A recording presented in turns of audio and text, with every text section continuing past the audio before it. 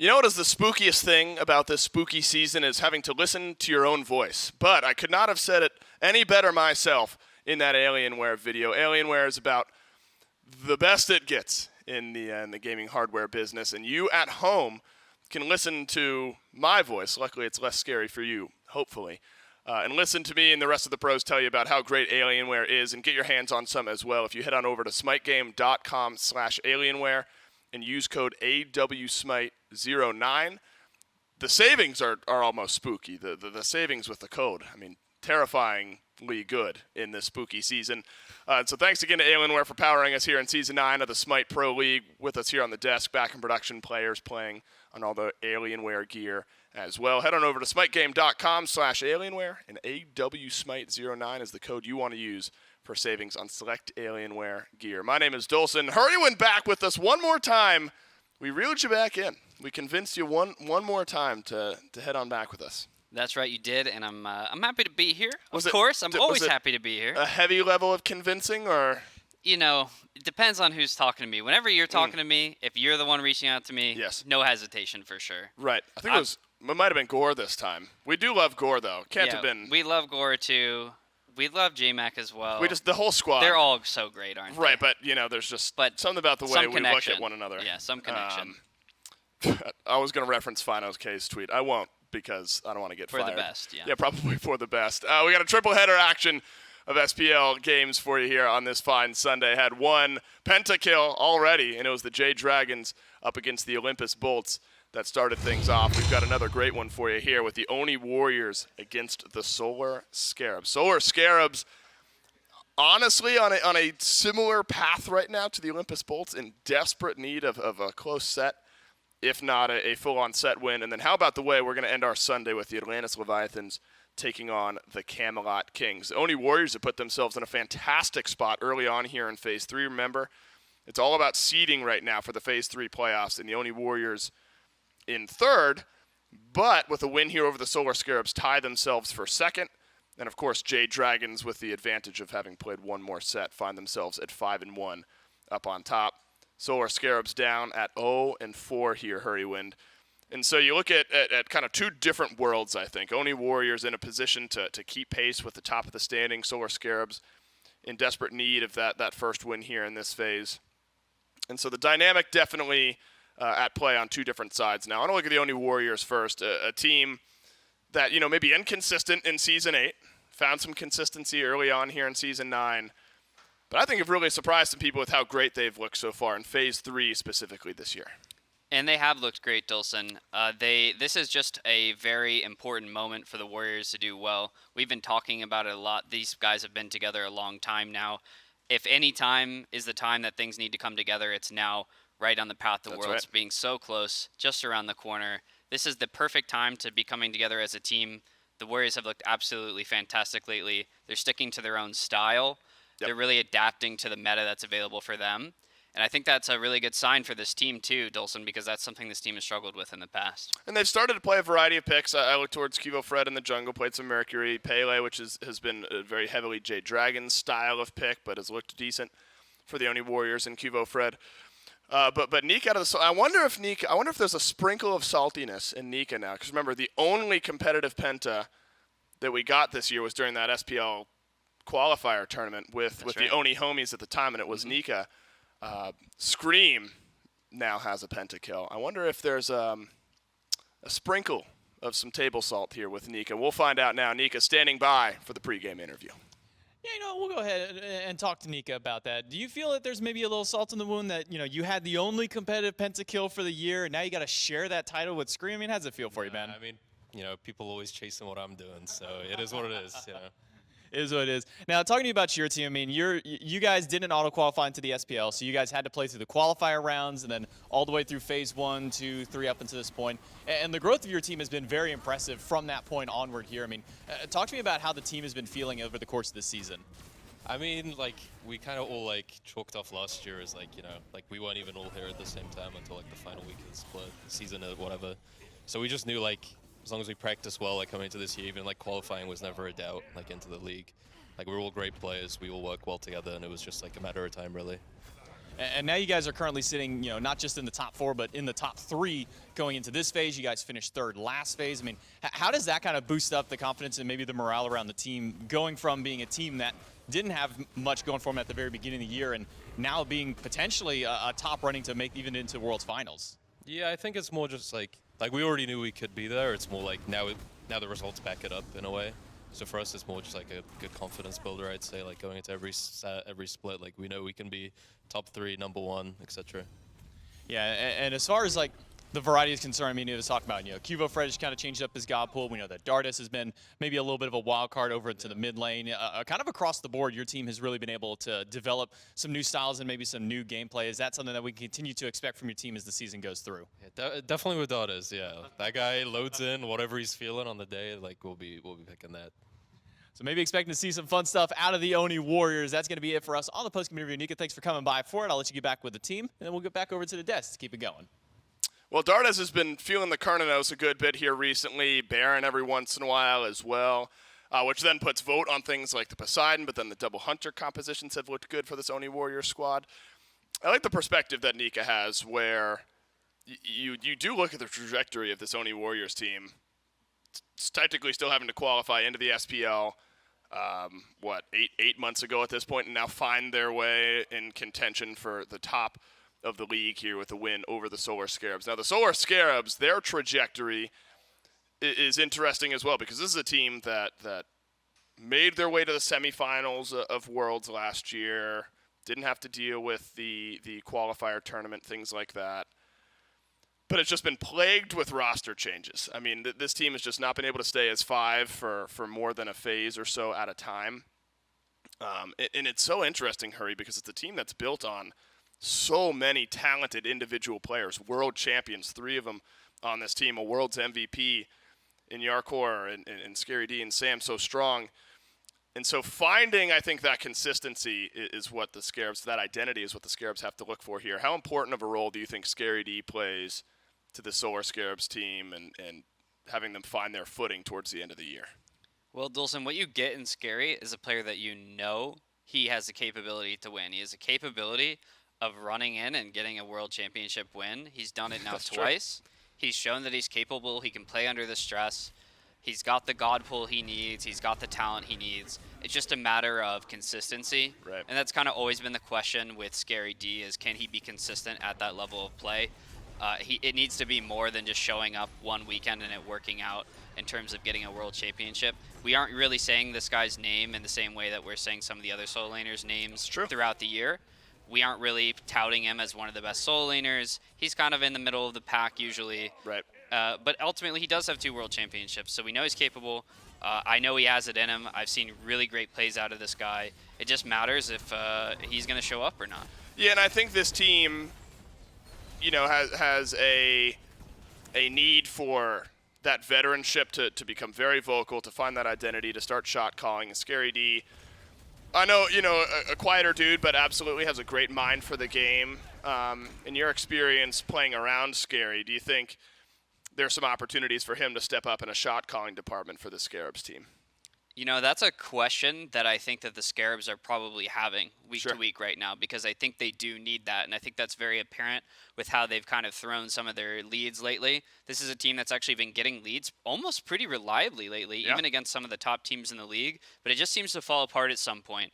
And you have to ask yourself the question, who's going to be the leader for this team? And for a lot of teams, that is the solo laner.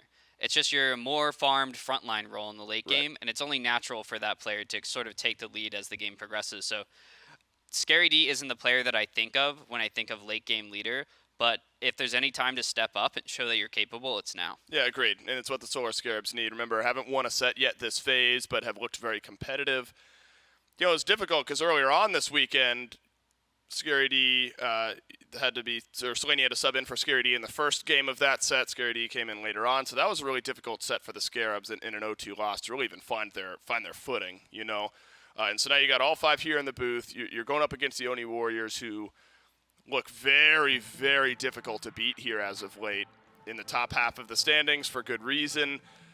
This is a big one for the Solar Scarabs to look competitive, to start to build some momentum. And the Oni Warriors, can they continue to look as good as they do? Can they continue to keep pace with the top few teams here in this league? I mean, next weekend, we're halfway through the phase. And so you're looking at standings. We've played every team in the league once next weekend. We're halfway to being done with the phase. Then we got qualifiers. Hurry, you and your SEC Tanuki team will be playing in the play-ins. And I mean, we're on a sprint towards Worlds right now, and it's going quickly. So not a lot of time to make those adjustments, but still enough time if there are a couple minor tweaks that need to be made. And we get into picks and pans for game number 1. Hades, Cabrakan, both banned away, following a Pele as well. And then a Daji and a Yemoja taken off the board by the Solar Scarabs. And a Morrigan finishes off the draft. Any surprises in those 6 bans? Definitely no surprises. The only thing I would say is a little bit of a surprise is maybe the Pele ban from first pick for the Warriors, but it makes sense they have another first pick they'd like a little bit more that we haven't been able to see Dardes get his hands on very much lately, and the Amus and Cobb. And this is a pick that, for good reason, he doesn't get it very often, so I'm sure the Warriors are pretty happy to be taking that away. Do you think AMC locked in now? I mean, clearly it was the Kings yesterday who played AMC, double hunter style of composition, just objective shred galore. Do you think that's got to be on the minds of the Solar Scarabs right now? Double ADC, objective burn style of comp for the Oni Warriors? Yeah, I think mid lane characters, Dulcin, are the main enablers of that objective burn style type of composition, and obviously a hunter is going to be one of the best things that you can have to do that. So I think AMC slots into that pretty perfectly. The Scarabs notably taking away 2 top picks themselves in the Guan Yu, in the Ymir. I think those are pretty strong picks. Most teams have been going to the Cthulhu in response to this Guan Yu as sort of a pseudo counter pick, and it's looked pretty strong to me. I wonder if Nika's on the same train of thought there. It looks like he probably won't be unless this is an RDO support. Do you think RDO support is just player dependent? I mean, you think slots into both roles, solo or support, quite nicely? Yeah, I think it can slot into both roles, but we most often see it into the Terra support as sort of a counter pick. Right. I think it can stand as a flex until they see more of the draft, but most of the time when you see it this early on and there's no Terra support on the other side, I expect it to go to solo. I haven't seen any RDO support from Neil in the last 6 games at least. Bacchus and Fafnir snuck their way in there, but a lot of Yemoja, a lot of Ymir from Neil Ma recently. Yemoja banned, Ymir picked by the Solar Scarabs. Then, of course, a Cupid finishes off the top 3. So you've got a great front line. Then again, objective or tank shred between the AMC and the Cupid. Naja as well. So a little bit of burst healing potentially from the Solar Scarabs here between the Guan Yu and the Naja. And right now, maybe not the best applicators of anti-heal. Could be looking at onks, things like that. How heavily do you think Oni Warriors need to start considering gods and anti-heal with the draft that the Solar Scarabs have? I think Guan Yu is usually enough to justify a solid amount of anti-heal coming their way. When it comes to anti-heal, I usually just like to think of mage applicators for the Divine Ruin and the Ankh. Those are probably the 2 most important ones. The thing that I want to look for out of the Oni Warriors in this game as far as anti-heal is concerned is maybe a character that has some built-in anti-heal. The Scarab's actually doing a good job of banning out that Bacchus, which is actually a support character that has some built-in anti-heal. So I think good looks by the Scarabs to ban that away, and we'll see what the Warriors pick up from here on out to maybe look at that anti-heal. Wow, I was just talking about the Bacchus and the Fafnir and how Neil had played those somewhat recently. Smart. Every once in a while, us chair ones. Actually, J-Mac did a really nice job as chair two over the course of the day yesterday. But every once in a while, my brain hits the right note. You can't have it all, man. No, we can't. Okay, so I'll peel back the curtain. I was just looking at the last 6 games that Neil has played and read them out to you. So none of that has anything to do with predictions or brain on my end. Just happened to work out that way. And so my truth. it comes out. It all comes out eventually. So we're wondering what Neil Ma's going to play here because 4 of his most popular picks either picked by the Solar Scarabs or banned out. And then on the flip side, the Vulcan and the E-set. So still needing something for Baronic out of the mid lane. Medusa's been on the rise here a bit as of late. We've seen more healing style of compositions. And with an RDO and a Cupid, feels like that acid spray has a nice home in the draft for the Solar Scarabs. And I have to think that's why people are valuing this Medusa a little bit higher, at least in part, is just that she has that natural end kit. Anti-heal on top of maybe just a game-changing ult that people haven't practiced a lot against. That Terra is obviously going to be another thing they're going to be happy to have the Medusa against just for that anti-heal. That means this Terra is probably going to support in this game. And then they're going to finish off their draft with the last pick combots. This looks great for Captain Twig the other day, so I'd like to see this get picked up. Are you just getting straight up Camelot Kings vibes from the Oni Warriors draft right now. I mean, the Hun Bats, of course, copycats. it makes it a bit more obvious with the Hun Bats at the end there. And, you know, this style of composition isn't anything that's brand new. But are you expecting maybe that style of game now from the Oni Warriors? A slow burn, control all the objectives, and build up a big gold lead? We'll see if it's the same style of imitation all the way through here from comp to gameplay. I mean, by all means, the Kings look so good. So right, why if you wouldn't can take that and add it into your playbook, by all means. I do think that they are pretty good at that style of gameplay. But notably, the Scarabs picking up the Kukulkan. We have seen Baronic go to this pick. The Vulcan was banned away, the E-Set was banned away, and we knew he was probably looking for a mage. And this is that follow-up under that Naja ult that we've talked about so much that we've been lacking for a lot of these team comps. And so I guess we'll see in this game if it really is worth picking up, maybe taking a little bit of a less meta mage in order to accomplish that goal, Dolson. And I think the Ymir as well ends up providing a lot of space control in the jungle corridors, things like that. Because we've seen, honestly, we saw Ymir and Kukulkan paired for the Kings earlier on in their iterations when BMT was playing a lot of these knockdown style picks. And now, of course, has trickled into the rest of the league. And so two pretty distinct styles of compositions here. Talk to me about stages of the game, though. Early on in this game, who do you expect to be making the most waves? I expect the Warriors to be making the waves. This AMC usually kind of controls the early game and gives them a bit of a head start on the map, lets them get around, rotate through mid a little bit more aggressively, kind of have first take at the buff invades, first take at the buff defenses. AMC usually kind of does that, and that's why it's valued so highly. So I'd say the Warriors. How about later on in the game? Do you see a game where, now granted, if we look at the Kings and the way that they played this composition, eventually it got to the point where that Stinger was so impactful, it was just immediate burn on the front line, on the tanks. Do you think the Scarabs then maybe hope that later in the game their composition can scale up, one-shot maybe some of the carries here from the Oni Warriors? Yeah, I think both teams have to be really careful about giving the other team a little bit too much time on these objectives. One team has Kukulkan, who is going to be one-shotting the objectives and also has a lot of objectives secure and damage, and the other side has two hunters. So both teams have a lot of damage on these objectives. Yep. They're going to be burning them down very fast, so I think it's going to come down to who kind of has the priority at the objectives. Yeah, that's a great point, because you got heavy burn for the Oni Warriors, but then potential steal with the Kukulkan. And with a composition like this, got to be on point with your shot calling, your team fighting, things like that with the Solar Scarabs. The Oni Warriors versus the Solar Scarabs. Game number 1 kicking off right now with J-Mac and some other guy. Some other guy. You've been gone for so long, you forgot what your name was. I think they cut him off. I think they have. Production thought he was going to say Mifflin and said, let's not give him a chance. Nah, no chance for Mifflin. But it is J-Mac and Mifflin. He was with me on the desk. Now he's with me on the cast as we jump into game 1 with the Oni Warriors and the Solar Scarabs. As always, we got our good friend Doug running the spectator for us, making sure that we can catch all the action. He does a good job. I've had to step in and do a spectator a couple of times. Have you? It is not easy to do. I did it during the Leviathan's Invitational. Now, granted, those games are a little wilder than what we're normally used to, but he does some pretty good work on that spectator. You know that's union work, right? Like, you can't admit to doing spectator work on the air. What? It's a one-man union of just Doug, but you probably shouldn't be admitting to that. Look, even Doug needs a break sometimes, man. He is. You take it up with him. I thought about spectating once, and he got real upset. Gonna give you the mean mug. He's like, trying to step into my spectating. He was tapping a baseball bat. I'll just say that. Oh, he has a bat? Where was he hiding that from? You know, it's like at his desk.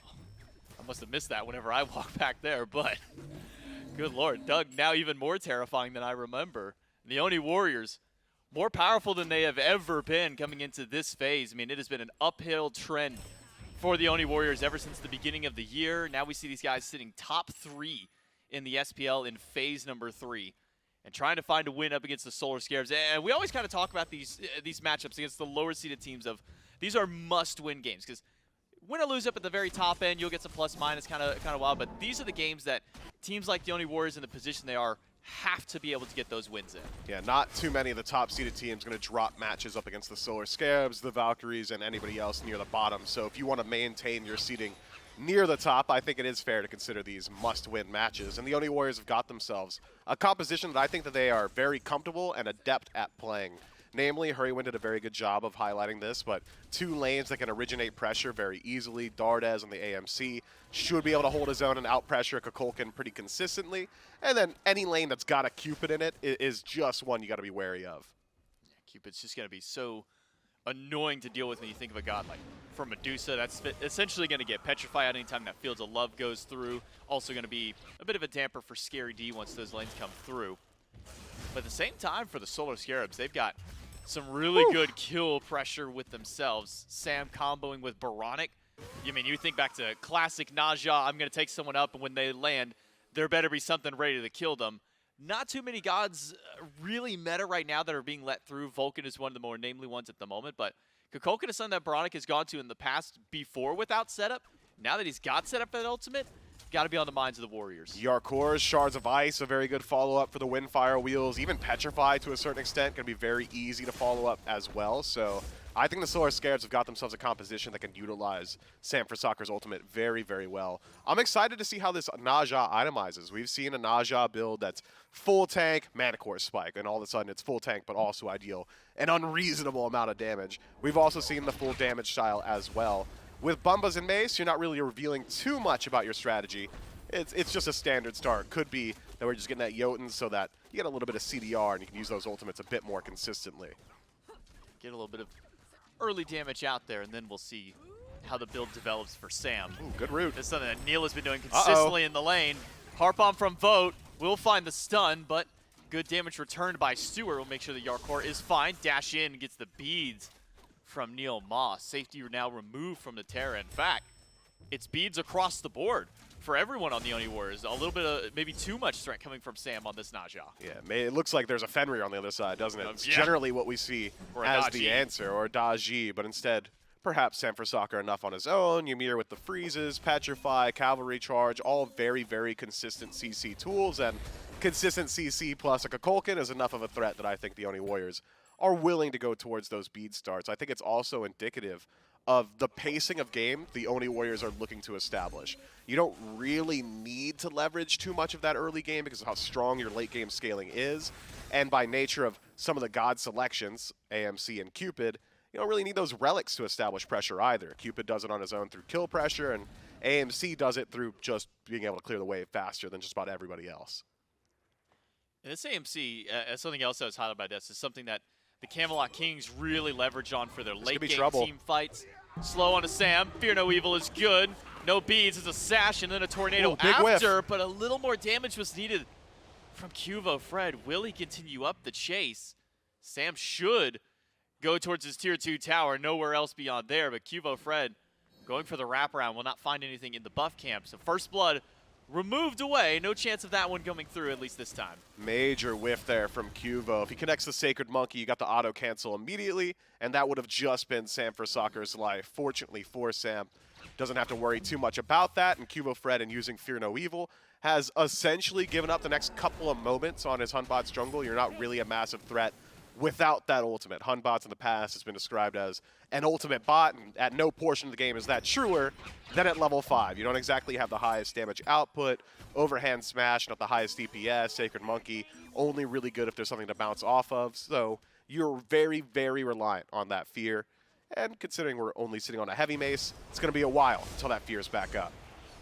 Maybe if Dardes could have gotten there to throw a little bit of damage that way, could have seen a kill, but good zoning by Baronic, at least on this Kukulkan, to keep some threat towards Dardes, to keep them out of there. Leave Dardes out of it, man, all right? What? That's Cuvo Fred. Cuvo Fred had it, okay? He's had to land the monkey. Look, man, if Dardes would have just shown up, maybe we wouldn't have had to worry and rely on just the Sacred Monkey to get that kill. I mean, you're right, but also Dardes is AMC, and like that guy's immobile. Do you really want to be walking through the jungle aggressively? Probably. I suppose. Baronic's not really going to stop you on a Kukulkan. You've talked me into it. You're right. But going back to kind of what was talked about on the desk with this AMC, it's something that the Camelot Kings used to guarantee that they could find kills in the late game. They were running these 4 Fizz drafts, and the AMC was essentially the, I hit this guy with my ult, let's kill this guy, because that was, for a little while, at least once we got out of the early game, the only way that anybody on the Kings could kill. Do you think that's going to be at least very similar for the Oni Warriors to go in this matchup? I see the look you're making with the Fields of Love dropped on the wave. Yeah, I'm just thinking that Vote could have cleared the wave pretty quick without having to use his ultimate. Then he could have forced maybe a Relic or an ultimate off Stewart. But clearing the wave quickly and getting that Transcendent stacked up, pretty important. But to answer your question, I don't think that Dardes is going to be so integral to every single one of these kills by nature of it being a double magical composition. Sam has to use the ult to get away from the stun from Neil Ma, and that will avoid a second potential first blood that would have come the way of the jungler. The Oni Warriors just shy of being able to find the pick. Yeah, Sam can't catch a break. This Naja has not been allowed to farm the map, hasn't been allowed to get proactive, because every single time the Oni Warriors have locked eyes with him, it's, hey, we're either going to kill him, we're going to send him back to base, but either way, it's going to slow him down. And San Soccer now showing signs of that fatigue, already a level down on Cuvo Fred in the jungle. But to reiterate the point that I was trying to make, generally 4-Fizz drafts need that AMC because there's so much physical defense stacked up on the other side. But you've got a Terra and an RDO. Sure, they're not the highest DPS magical guys that you could pick up, but I think in conjunction, enough so that the Solar Scarabs will likely at least partially have to itemize to deal with them, which should create the space for Dardes and Vote to just deal damage on their own. Heavy amount of lockdown that the Oni Warriors have with those two Guardians as well. You've already seen how well Neil Ma's been able to go through, stun for stun, by the supports. Just kind of flex on each other more than anything. But when it comes down to these later game team fights, I'm starting to look at some of the AoE available to these two teams. Cuvo Fred with that Fear No Evil. Neil Ma will be able to drop his ult, Vote as well. So a decent amount of large area to control. But they don't need large area for the Solar Scarabs. They can find the single pick. Vote's ult down, ult from the mid laner just off the mark. But the Tornado is enough damage. Bronic finds one. Can Cuvo Fred turn the fight back? Fear No Evil slams two. Monkey Toss goes over to Bronic. Not the target that he wanted, but Dardes has the stinger, has the damage to make it a 1-for-1 trade. Yarkor still playing pretty far up here. Eats the slow from Dardes, but should not have too much more aggression coming his way. The Oni Warriors in position to look for this purple buff invade. Baronic has already fully vacated the scene. Feels like the Solar Scarabs don't need to give this one up. They'd already put so much damage into the Oni Warriors. You've already gone through the majority of those ultimates. I think the Scarabs could have kept that fight going and potentially looked for a little bit more, but at the end of the day, about an even trade and keeps that game at a state of parity. Yeah, 1-for-1, 300 gold or 300 XP for the Warriors, 300 gold for the Solar Scarabs. Most of that, just the first blood bounty that gives the Scarabs the extra little push. So dead even now, 9 minutes in, with only a kill to each of the teams in their regard. But Baronic immediately after that Book of Thoth going into some flat pen for his next item. You think this may be Divine Ruin to try and answer some of the extra healing, or is one of the options maybe a little bit more enticing? You know, I really like Spear of Desolation on Kukulkan, just a way to get some of that CDR early on. Divine Ruin, certainly a great option, though, as you said. Plenty of healing on the side of the Oni Warriors, some a little bit more deceptive than others. RDO in combat healing, Terra, Cupid, all very blatant. But that HP 5 that AMC gets just by standing in range of his hives could be dealt with slightly by Baronic. I'm thinking you might be right. Divine Ruin looks very good here. It's not a poor stat stick by any means, but you are sacrificing a bit of that CDR early on. Sands of Time should shore up that weakness ever so slightly. Whereas, on the other hand, Manticore Spike seems to be the option for Sanford Soccer, which does tell me he's looking to go a little bit more defensive in the build a little bit later on. Boxing match by Stewart and Vote will almost certainly go Stewart's way if Vote eats too many of those Viper shots right after. But so how does the build path then kind of go for Sam? If he is going to go to this Manticore Spike, this kind of tankier style, what kind of items do you imagine come out for this Naja? We've seen a couple of options available to people. I mean, I've seen the Breastplate of Valor if you want to stack up that CDR very early on. Wouldn't synergize too well with the Bumba's start because you have to upgrade that. Generally, both options are going to give you CDR elsewhere. We've also seen the Shifter Shield, Void Shield at times as well, so certainly a Bruiser path could be the answer here. Up against what we're seeing from the Oni Warriors, perhaps you just go for some slight anti-heal options, maybe a Contagion. Did see a start of the Pyromancer, but immediately both Dardes and Cuvo Fred will pull away from there when there was a little bit of presence shown towards that objective. That will likely be one of the first ones we do see started up.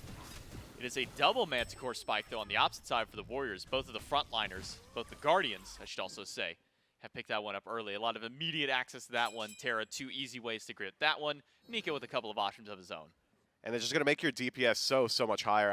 I like to call Manicore Spike essentially the hi-rez on steroids. I'm going to apply my CC, and then my damage is going to be massive all of a sudden. Even though I'm incredibly tanky, you are deceptive in the amount of DPS you're able to put out when you've got this item available to yourself. So being able to self-facilitate so well between both Neilma and Nika means that they are massive threats. These are major power spikes landed for both Guardians, which should tell me the Oni Warriors are going to try and force some fights very shortly. Fast blue buff steal by Vote, a wall just off the mark by Yarkor, means that Cuvo will not only steal the buff, but be able to walk away with his life as well. Very slow pace by both these teams, and as these two teams are playing a little bit slower, the Solar Scarabs decide they want to try and capitalize by grabbing the Pyromancer that was started by the Warriors early. Secure is in the favor of the Scarabs, and the Warriors are not willing to step up. Veronic will drop the ult to guarantee the objective over towards the Scarabs, and that boats open at least their first early lead. But it's only about 500 gold to the tune for the Scarabs. I love that call from the Solar Scarabs. We saw 2 back from the Oni Warriors on map, so you know no matter what, you've got the numbers advantage. And as you said, secure advantage belongs to them as well. So there's not much the Oni Warriors can do in that exact situation. The Solar Scarabs essentially just catch them slipping, pick up an objective, and now have desynced both early game neutral objectives on the map. So if the Oni Warriors, who had they continued their pace, likely could have started to look towards that Gold Fury, there would have been an answer from the Solar Scarabs on the other side. Now the Scarabs can just group up and try and slow down that fight on the left or even take it for themselves. And because this fight is being slowed down by the Scarabs, is this a composition that the Scarabs have drafted that maybe benefit from going a little bit later in the game? Or is this one that you maybe want to see them get a little bit more active to give themselves a better shot late game? Oh, man. The late game of the Solar Scarabs is strong. Anytime there is a Kukulkan on your team, one random ultimate that just hits 2 or 3 people can completely change a team fight, completely change a match. Late game Kukulkan, even if you are behind, likely will do upwards of 50 to 60% of anybody's HP bar with that Spirit of the Nine Winds. You've got phenomenal setup from the Solar Scarabs as well. Initiation, very strong between Yarkor locking down these jungle paths and Scary D chasing down individual members of the Oni Warriors with that cavalry charge. But as for which one of these compositions is going to be better in the late game, it's hard to vote against a double Hunter composition. Gold Fury started, wall broken instantly by Yarkor. The Oni Warriors are able to grab the neutral objective of their own in the way of the Gold Fury. The Oni Warriors will now take the lead back away from the Scarabs. The 500 gold they got in as far as the lead was concerned for the Pyromancer has now been effectively mitigated out. But now what will the Warriors do? Yarkor caught out of position. His wall is down. His freeze is gone as well. CC'd in. Cuvo gets a bad monkey toss bounce. But with 3 people surrounding Yarkor, no chance the support makes it out of here. And maybe not even Stewart. If Fear No Evil gets the beads and the Aegis out of Stewart, Neil Ma can walk up, tank the tower, and let Cuvo Fred get the final hit. Great target selection from the Oni Warriors there. It's a 3-stack onto Yarkor, Cuvo Fred, and Nika decide, hey, we could just completely leave, or not Nika rather, Neil Ma, and just allow Dardes to finish off the kill on the Ymir, dive into that tower, force out both relics from Stewart, and take his life in one fell swoop. The Scarabs have to do something on the map, and the only option is to fight elsewhere. Do you really want to fight around Nika? This audio is very tanky. Very tanky and has already dealt half of Veronic's HP just by himself. And, well, have a little bit more damage towards Sam for Soccer as well. Nika on this RDO feels unkillable with just his 2 items initially and is walking up to 4. He's got some backup. Triple stun goes through from Nika, trying to fight back in, but Sam is taking him up to the sky, not doing a whole lot of damage. Gets the backup from Veronic, and Yarkor can punch him down. But with Scary D in the backline, it's now Dardes in danger because this B is immobile and this B is gone. Man, that fight was looking so good for the Oni Warriors. Nika initiates very well. It's an overcommitment, I think, from the Solar Scarabs to use all those ultimates on the RDO, but Scary D turns it around for his team by diving into the backline. Double stun from the cavalry charge makes sure the Oni Warriors can't follow up on that landing. Nika eventually does fall down, and Scary's still got the lockdown for the other 2 members. Oni Warriors just got a bit too separated in that fight.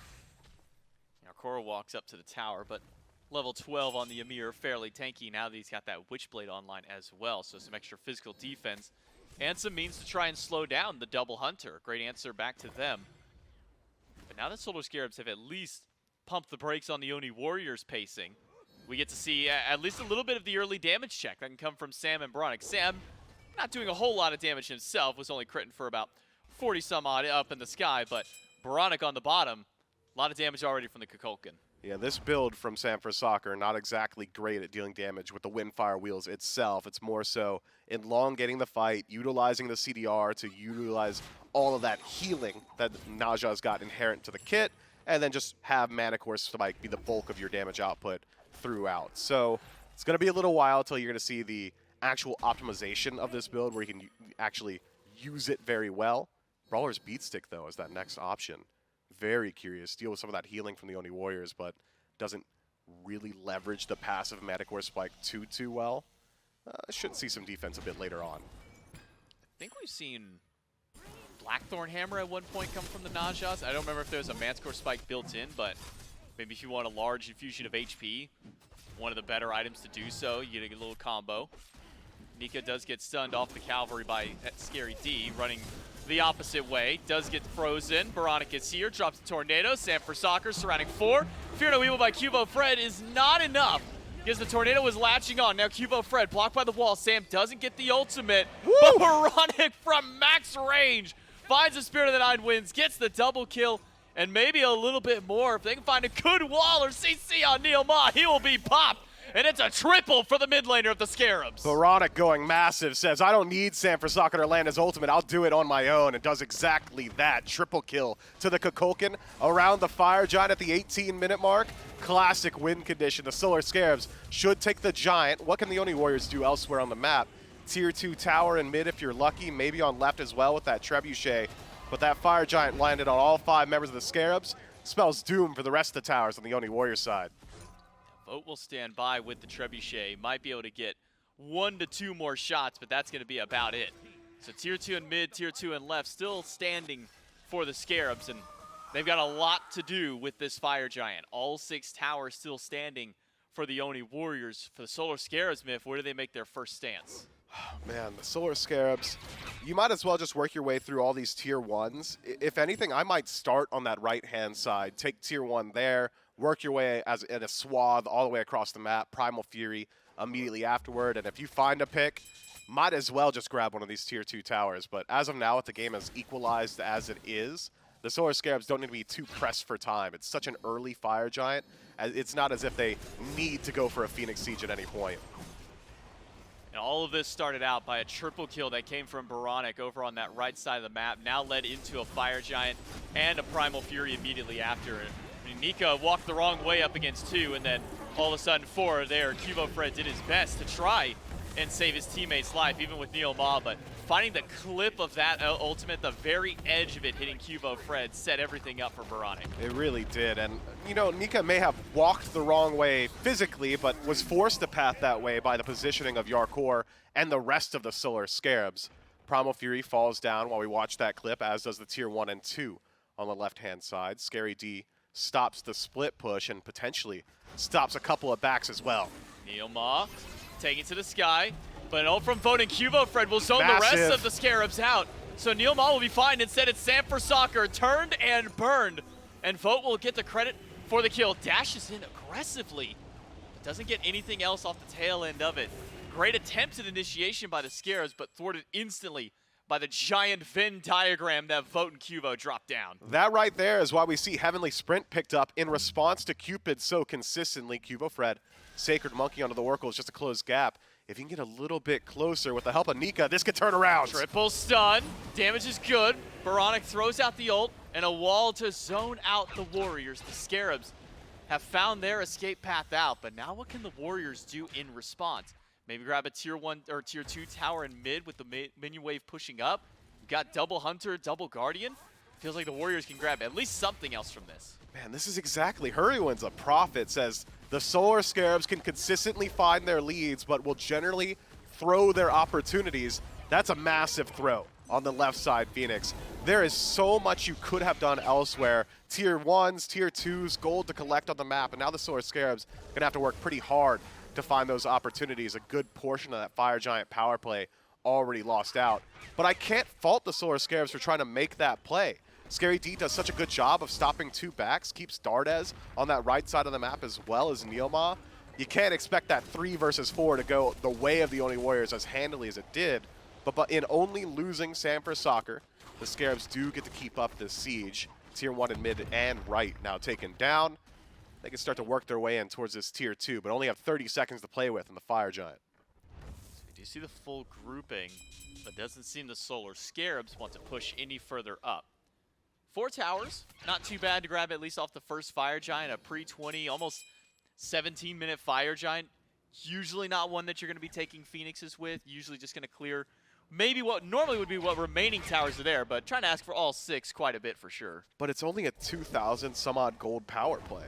I think you can ask for a bit more gold than that sure. from a Fire Giant play, especially this early on, considering there were 6 towers up as well as a Primal Fury. Essentially, the gold difference is just the Fury now favoring the Solar Scarabs after it. The Oni Warriors, I think, deserve every bit of praise for being able to stop that siege. The Solar Scarabs were in such a good position to continue pushing their lead that I'd call this a blanket loss on the Fire Giant power play. And now the Oni Warriors, only 2k down, can group up. They've got timer on Fire Giant. They've shown that their team fight is so powerful, and the lack of Heavenly means that Vote should find value from these ultimates, these Fields of Loves. I'm not so certain that 2,000 is enough of a lead that I'd say the Solar Scarabs could feel confident in their ability to go for this next fire. Considering the Oni Warriors held that defense with a worse gold deficit at that point. We were looking at 3, nearly 4K. And a numbers deficit. And a numbers deficit. Now it's a true 5-on-5. Now we have the 5-on-5. Maybe not around the fire just yet. 10 more seconds till that's back. But it's the Oni Warriors who have pushed up aggressively towards the Tier 2 tower. A wraparound by Scary D and Sam could get a good fight going. Scary D goes up on the cavalry and is aiming for Vote. Baronic drops the ultimate, but Vote has the Aegis and the beats to stay through. And now it's Baronic in danger. He is 1 HP under the tower. Nika will dash through and grab it. Cubo Fred up in the sky will be certain death for the Hun Bats on landing. So it's a 1-for-1 to start the fight, but a Tier 2 tower for the Oni Warriors and maybe the life of Sam, who has got caught out, but a perfect wall by Yarkor will slow it down and turn it to Neilma instead. But the damage going through, the bees from Dardez, all this extra dot damage is stacking up. And he finds not just one, but only one this time around. Good wall, once again from Yarkor, separates the fight and keeps his team alive. Sanford Soccer and utilizing Windfire Wheels to finish off Cubo Fred essentially extends Cubo Fred's life just a bit and removes himself from the playfield. The Solar Scarabs, while Windfire Wheels is channeled, tried to disengage. Sanford Soccer lands alone, forces a couple members from the Scarabs back forward to try and peel him out. They do get the Naja out alive, but at what cost? The cost of Stewart's life, as he's able to trade out one. The Oni Warriors take the win at the end of the day in picking up that Tier 2 tower. 2 seconds left on Baronic's respawn. Cubo Fred already back and alive. Stewart, 15 seconds in the grayscale. Relic roundup, just about everything used by both teams. Teleport still available, though, to Scary D, so he's got 2 lives to play with on this next Fire Giant. But the entire time that fight was happening, Dardez is allowed to free cast. How do we know it's a free cast? Because he ends the fight at 100% HP, and he's the only person on his team who didn't have to use a single one of his relics. The Oni Warriors mid laner is at full strength going to a Fire Giant fight where the Oni Warriors have got the positioning advantage already. This AMC is going to be a massive threat. And that's something that Hurrywin was worried about for the Solar Scarabs, was Dardez being potential playmaker for his team on this AMC. If Dardez goes unchecked in this next team fight, it could be disastrous. I think he's got it. For the Solar Scarabs. Sanford Soccer going to go for the split push. He's got minions. He's got a decent amount of damage, even with the Mana Core Spike. Good by Yarkor will actually stop the back from Cubo Fred. Unlucky. But one was able to slip through. It's Vote on the Cupid to keep Sanford Soccer at bay. Left side Phoenix saved, and the Oni Warriors, the rest of them, grouping up on the right side. But Salmon just putting pressure on that left side Phoenix has pulled Vote away from the Fire Giant. Vote is one of the primary DPS members on the neutral objective. Fortunately for the Oni Warriors, they've still got Dardez, who's playing a Hunter, so can still deal pretty consistent damage to the neutral. So the Solar Scarabs have got to maintain presence on that right-hand side. I'm keeping my eyes on Sam, though. Seems he's not giving up on split pushing this Phoenix. Already done 50% of the work. Should be easier this next time around. Headed back to base. Will rejoin his team very shortly. Ward advantage now belongs to the Solar Scarabs, who control vision of the pit itself. Periphery wards to the Oni Warriors, though, as they've got One aggressive on top of the Fire Giant, a defensive below. Just so curious. Both these teams playing a chess battle. But when you look at vision and pocket, Solar Scarabs have got a significant advantage. All wards have been dropped by the Warriors, so they can't throw any more counter wards or even just regular wards out for some vision. They are left at the mercy of whatever hives Dardes can find around the corner. The pull. The Solar Scarabs will pull the Fire Giant. They've got secure Cubo's from in base. Moronic. Ultimate in from the Terra. Neilmod trying to do whatever he can with Nika in the back. One up in the Windfire wheels. Vote zoned by Scary D. Boronic's got the kill on landing. And the Solar Scarabs will get the Fire Giant, but Nika, full HP in the middle of 3 half-health targets. Stewart has got to Good pop stun. the H. A big stun by Neil Moss. Stewart is still somehow through, but He's back. Fred is back in the fight. Stewart is gone. Boronic stunned out, and the chase is on by the jungler. Boronic will leave a tornado at his feet to keep the damage away, but Cuba goes right back in, and Nika will slow down Boronic, find the stun, get the pop for some defense, but he himself will pop right after when Fotis rejoin the fight. Scary D very close to getting that ultimate back and available, but it's only 2 tanks alive for the Solar Scarabs. Yarkor and Scary D against the 4-man core of the Oni Warriors. Dardes was the primary target throughout that entire engagement, is the only one to fall for the Oni Warriors. Solar Scarabs, though, do at least confirm the Fire Giant, so that won't go the way of the Warriors. Fall back, clear out some of the jungle camps, pick up a Gold Fury, and the Warriors can feel confident in closing up the entirety of that gold lead established much earlier on in this match by the Solar Scarabs. Just enough damage into each individual member of the Warriors that they cannot keep up their siege. The Solar Scarabs extend this game once more. So now we're pushed to, well, potentially be at least one more Fire Giant needed to end this game. For now, the Oni Warriors will back away after claiming their prize of the right side tier 2 of a few kills, and instead grab themselves a Gold Fury and a little bit of the farm within the map, stripping away the bread buff from the Solar Scarabs, and now making their way back to spend up some of that gold in hand. A few members pushing upwards of 2,000 in hand for themselves. Means that Vote should be getting very close to final build on himself. Dardes should be getting very close to full build. In fact, a Magi's cloak picked up to try and counter Sam for Soccer. Just so worried about that CC on the side of the Solar Scarabs. It's not just Sam, but Yarkor with the freezes, the petrifies from Stewart, cavalry charge as an initiation tool. There's so much the Oni Warriors need to concern themselves with. But you got to talk about the just map presence and map knowledge from the Solar Scarabs there, where they realize Cuvo Fred went back to base. He's one of their primary AoE CC abilities, is one of the main portions of the Oni Warriors team fight. This is our opportunity to pull the Fire Giant. They do so incredibly well, but it's an overcommitment to the fight afterward that I think cost the Solar Scarabs dearly. Sam for Soccer goes in with the ultimate onto Dardes, dies the dot damage of the bees. Everybody else from the Solar Scarabs still lingering nearby, and it's almost an inverse of the previous major team fight where Dardes is allowed to free cast the entire time in exchange for Vote's life. This time it's Dardes who dies, and Vote's like, well, I'm a hunter as well. I can continually put out the exact same or at least relevant damage, and does exactly that. So now the Solar Scarabs have got that data. We can't just allow both these hunters to do it. We got to take out the exact 2 of them at the same time. Scarabs grouped up for right side tier 2, thwarted instantly as soon as the Oni Warriors showed some presence on that side of the map. With the Fire Giant only on the tanks for another 45 seconds or so, it means the Solar Scarabs and the Oni Warriors will be waiting for the next fire, which now that we have crossed over that 30-minute barrier, enhanced Fire Giant on the mind for both these two teams, and with how little is left standing on the map, means that one good team fight, if they've got the enhanced Fire Giant already, could be the end of the game. But we are pushing towards what I call that uh-oh time frame, where a couple of bad picks could be the end of the game. Hold on, That's you gotta not a elaborate. good. That's not. It's that uh-oh portion. I consider for 23 minutes onward is the you step forward, you make a 23 mistake. onward is uh-oh? Uh-oh. Okay. Jade Dragons have proved that now 2 times, where if they find at Well, least if we're 2, doing Jade Dragons, it's 15 onward. well, as far as being able to end the game on 2 picks. 'Cause Okay. The Jade Dragons did it last week. They found 2 picks at 23 at a Gold Fury, and then won the game at 23. Is uh-oh relative? Like, if the Oni Warriors find 2 picks, depending on who dies in the Oni Warriors, can they end the game? Is it uh-oh for both teams? Is it only uh-oh when it is both teams? I gotta know. You gotta teach me this. It is uh-oh for the team that loses their 2 players. So it is an uh-oh situation for both. Yes. Understood. I'm with you. Yeah, either team that if they lose 2 players could be the end. Now, because there's 3 pretty solid DPSs across there, depends on what 2 they are. If it's the 2 tanks, maybe not as much because you still got a lot of damage to fight back. If you lose, say, Baronic and Stewart for the Solar Scarabs and Dardes and Vote, basically you lose the 2 carries, then we're in uh-oh. That's like true all the time. If your carries die, you're in a pretty tough spot. Yeah. Okay.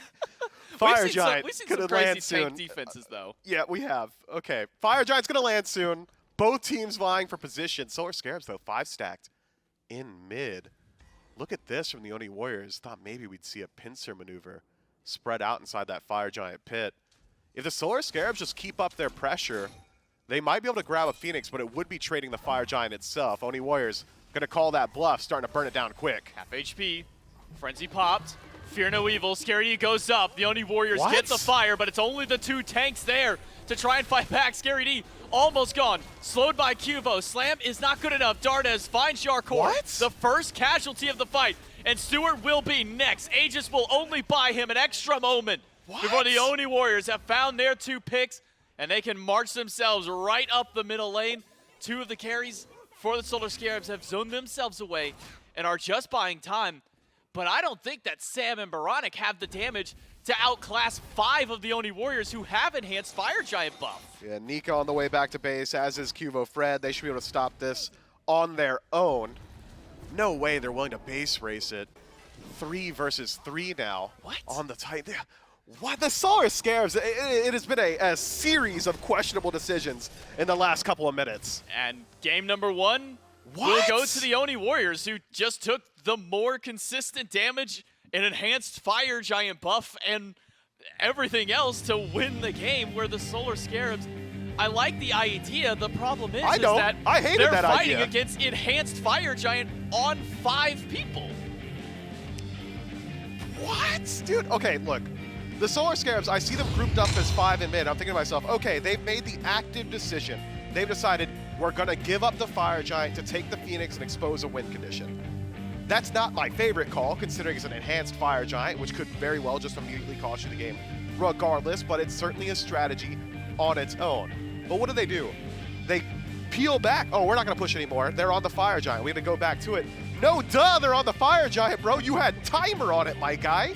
Get there. They try and walk in afterward like lemmings, 1 by 1, and get absolutely decimated. That was a tight back and forth game for 32 minutes, and then the Solar Scarabs just turned off. And what? The one flub by the Solar Scarabs ends up costing them game number 1. We'll see if they can dial it back for game number 2, or the Oni Warriors going to bring it back. And the They go to base a break, race? and then we'll come back for game 2. What? Water. Earth. Fire. Momo?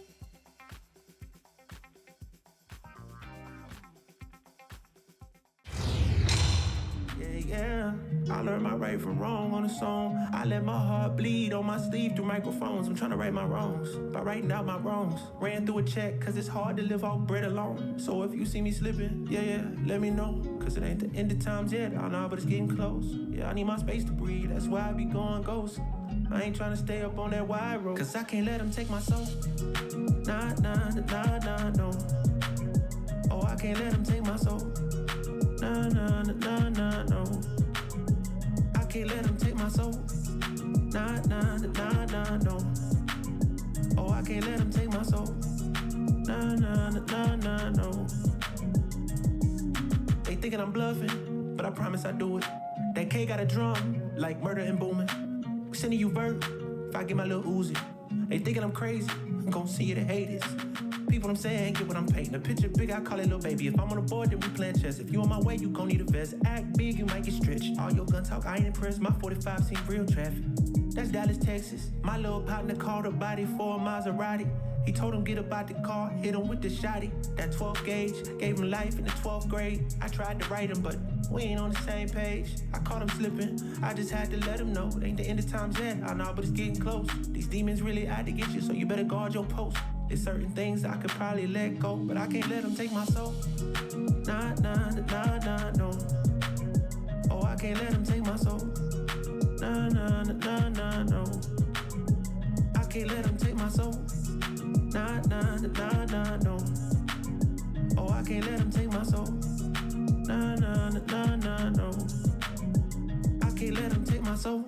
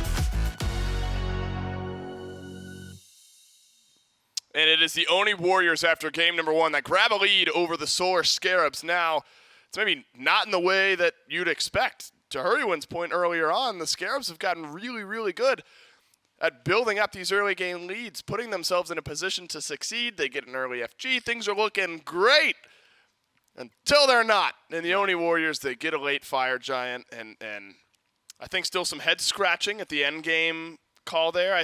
Because it's one thing you grab a Phoenix, you're able to get back in time to defend your base, but just did not happen that way for the Solar Scarabs. It must be so tough to be a Scarabs fan. It is really tough to see them get these leads and get your hopes up time and time again just to see kind of fall apart in the late game. Just a really curious end call by the Scarabs as well. I think they were still in that game. Unfortunately, just dropped the ball a little bit on how they were going to be stopping that game from ending. Maybe a little bit of an ambitious base race there. And some bad Phoenix sieges as well by the Scarabs. Maybe just not planned out super well. Yeah. They don't look like they're really a unit in the way that we'd expect and hope for the Scarabs. Unfortunately, falling a bit short with their early Fire Giant kind of led the way for the rest of this game and how it was going to end up going. And you know what? A lot of the conversations we've had about the Scarabs is the shot calling, right? And this is a real close magnifying glass on that. Now, whoever made the call, it was quickly followed by the rest of the team members of the Solar Scarabs. But it was this Fire Giant at the end of the game where the Oni Warriors pick up a couple of kills. Now, I mean, I think it is easy to dissect the one call. I mean, it's likely at this point that the Oni Warriors get so far ahead and the map state is looking good enough for them that you maybe just win the game in a couple of minutes anyway, but felt like made a bit easier potentially by the Scarabs running into the Oni Warriors base while the Warriors with Fire Giant were running down the other side. Confusion on the cast, confusion in the Oni Warriors booth. What really matters is that the Oni Warriors grab game number 1 here. Actually was a really good look for Baronic on this Kukulkan at 5-2. Decent amount of damage, but Vote and Dardes, that 1-2 double ADC punch felt so strong here from the Oni Warriors. And again, you know, although you have the RDO, Hurrywind, and the Terra, so you have a bit more magical damage than what we saw the Kings had yesterday. Too much physical damage has not been an issue with these compositions. It certainly hasn't, and the Kings kind of showed that the other day, and I think it's kind of being cemented now in the other SPL teams, just to show that all teams should not necessarily be afraid of this thing that you necessarily historically have to be afraid of in overstacking your physical damage. Yeah. Just being able to burn those objectives so quickly is enough value, Right. they've decided, that it just doesn't matter. You don't have to kill the enemy team if you kill the objective so fast, and you can just run away. Right. You can disengage, sure. Right, and they've gotten pretty good at that. So I think that's not something that they necessarily need to worry about. That kind of makes drafting a little bit more complicated. I still think if you can afford to, banning out those option characters like the RDO, maybe the Cerberus solo, maybe even the Freya in some cases over in the ADC role, to kind of stop that damage, to keep the damage balance a little bit unfavorable is still something they should look to do.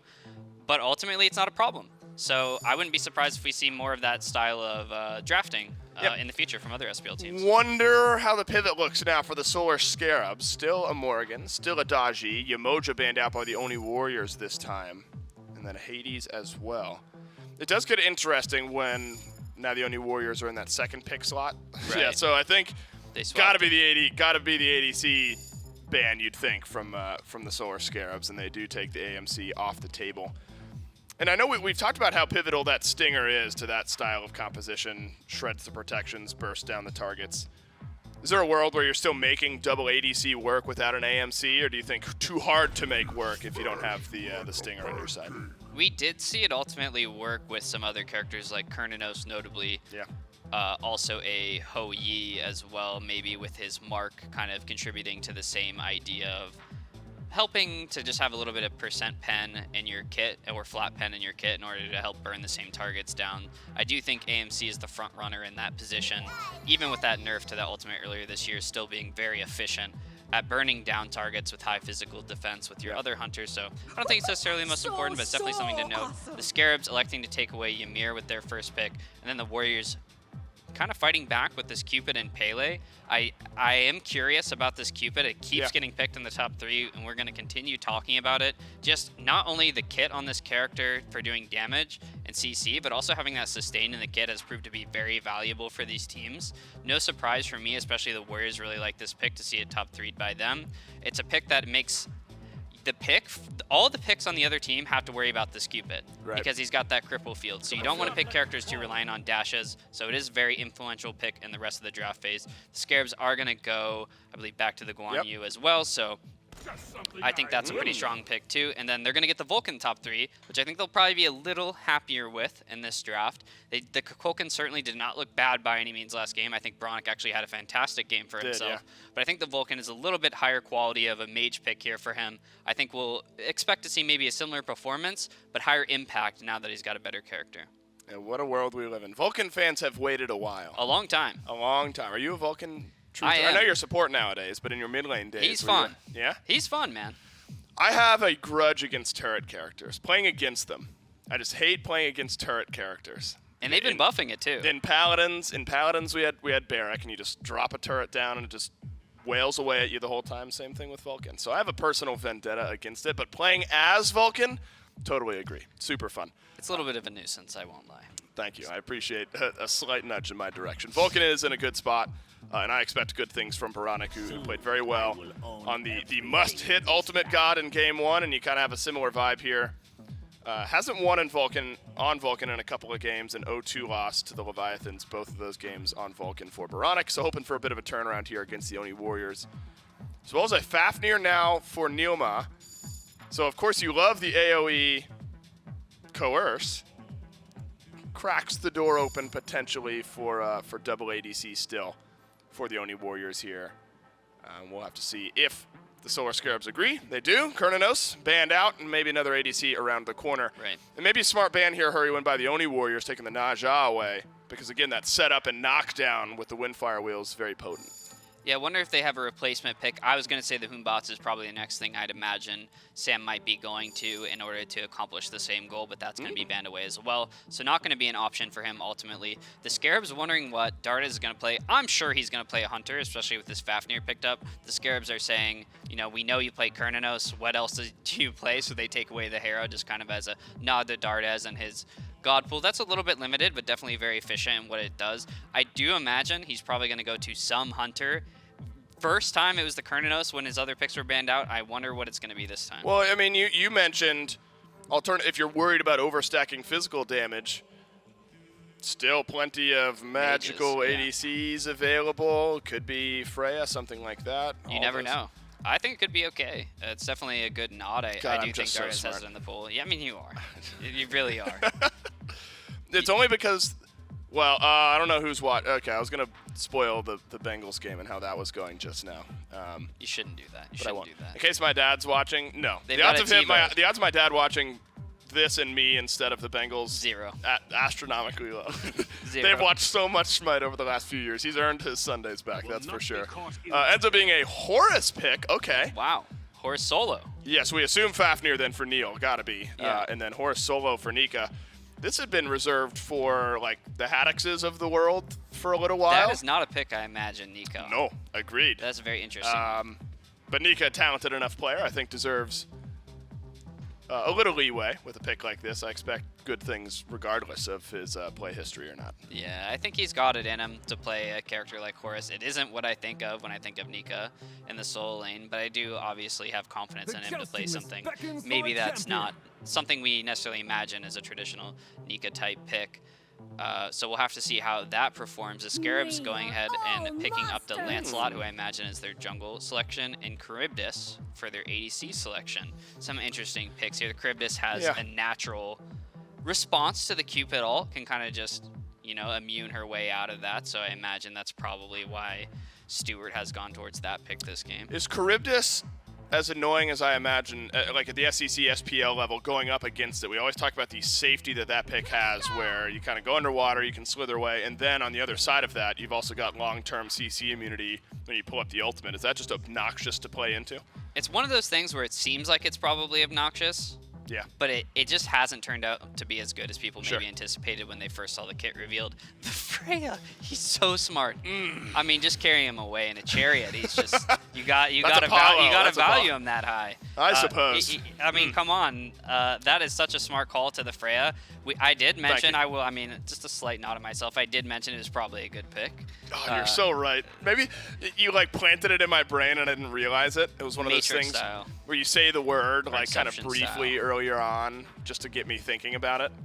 You manipulated me into suggesting It could the be Freya Cupid pick. mid as well and Freya ADC, so I don't want to commit to Actually, that's a really saying good it will point. be mid. Do you prefer one or the other? Would you rather have a Freya in the duo lane or over in mid? It probably depends on who would rather be playing into this just Charybdis. play on I feel like the preference? Cupid into the Vulcan would usually be a better matchup, but Vulcan is no longer crippleable. Yeah. Crippleable. That tracks.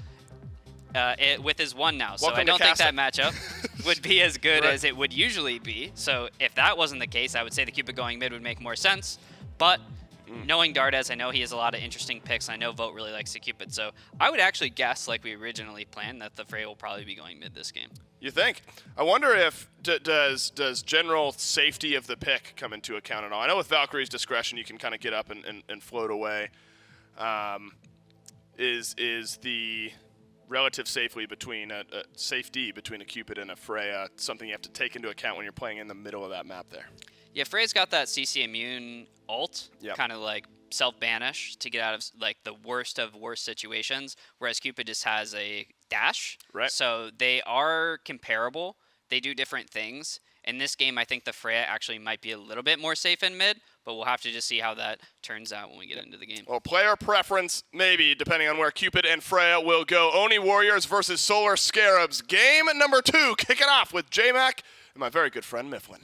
Thank you, Dave, and hurry over on the desk. A back-and-forth battle for 30 consecutive minutes of game number 1, all thrown away at the very end by the Solar Scarabs to give the Oni Warriors their win. We'll see if maybe this time the Solar Scarabs can take it to another 30-minute close battle, or maybe quicker, hopefully for them. But this time, not throw it away on a single call around a Fire Giant, Mifflin.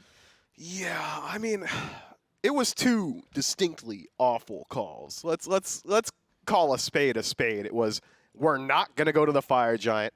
We're not going to commit to our call of sieging. And then base race?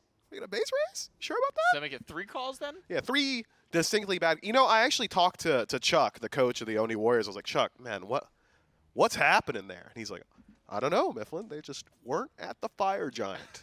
And then we GG'd them. And that is a direct quote. And that's exactly what happened. They Didn't show up to Fire. Stop him when he's wrong. And then they GG'd him. Now we have 2 supports. What a meta that we've developed into. I mean, we go back a few seasons, and this was like what supports were doing to enemy junglers at their speed buff.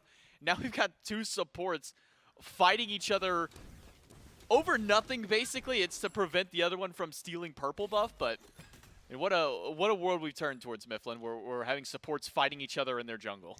Yeah, through Invader's Curse, by Yeah. the way, which is the least fun thing you could do. It's the funniest thing to watch, though. I mean, from our perspective, it's pretty funny. You're right to do it. If you're worried about Yorkor walking into your own purple buff, Neilma is absolutely right to go for that style of play. And Yorkor with Horrific, I think, probably safe enough that he could have likely tried for it. So maybe I wouldn't do that, actually, if I'm Neilma. We've seen what Cupid can do against these supports that try to invade. Heart Bomb is essentially a death sentence at level 1. Yorkor pulls Heart Bomb away, speaking of that, from a little bit of the wave. Man, Horrific Emblem plus Invader's Curse, that might as well just be a root at that point with how slow you would move. And then you also have a Glacial Ymir Strike. with Ice Carpet. I think you might as well have just rooted them with that. That is disgusting amount of slows. Now, I think there is a minimum movement speed floor, because you can't say cap, because cap goes up That's to the news to top. me. I think there is like a minimum movement speed floor, but it's like in the lower 200s or something like that. I think it's pretty easy for them to get to with all that combo. Yeah, I had no idea that was like a mechanic. That is absolutely news to me. I mean, not many opportunities to explore the absolute depths of the movement speed pits, but I suppose that could have been one scenario for it. Looking at these compositions, though, J-Mac, I think that the Solar Scarabs are in a position where they can really leverage some early game pressure. Stewart on this Charybdis should get out clear pressure up against Vote, so long as he doesn't get poked out, as he has been already. And then elsewhere, Sanford Soccer on this Lancelot has a very, very strong early game, whereas the Oni Warriors, for the most part, early game only strong in that jungle. Oh, no beads. Double dash in, but Cubo Fred Yeah, I say only. with Nika teams up for an early first blood for the Oni Warriors 2 minutes in. Maybe they can be traded out. Over onto the opposite side, Neilma knocked up from the Get in the Whirlpool. wave? Stewart trying to get No. put Vote with the Heart Bomb on the wave. Turns the kill around. Neilma gets to live to see another fight.